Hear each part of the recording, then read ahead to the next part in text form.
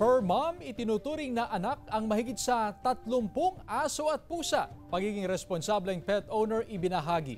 Narito ang report ni Ivy Hernando.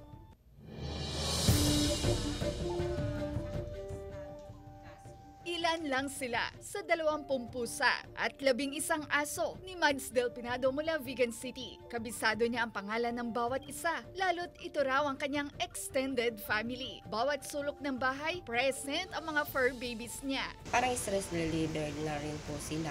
Then nakapagbibigay po sila ng happiness. May pusang Pinoy o Puspin, mga Calico Cat o Tricolor ang kulay na itinuturing na rare. May Persian Cat, Himalayan at Siamese. Breeder si Mads ng aso at pusa. Pero kapag napamahal na ang alaga, nahihirapan na siyang ibenta dahilan kaya dumami ang mga ito. Malaki raw ang gastusin sa pag-aalaga ng maraming pet pero wala raw katumbas ang hatid nilang saya. Ang pagkahilig ni Mads sa pet naka-impluwensya rin sa interes ng kanyang anak na kumukuha ngayon ng kursong veterinary medicine. Gaya ng tao, importante raw na regular ang check-up ng ating fur babies. Kompleto sa pagkain, vitamins at sapat na atensyon. Nag-spare po siya ng enough po na money para maibigay po yung dapat na vaccines or prevention, mga gamot. Kasama si Norman Raca, Ivy Hernando, One North Central Luzon.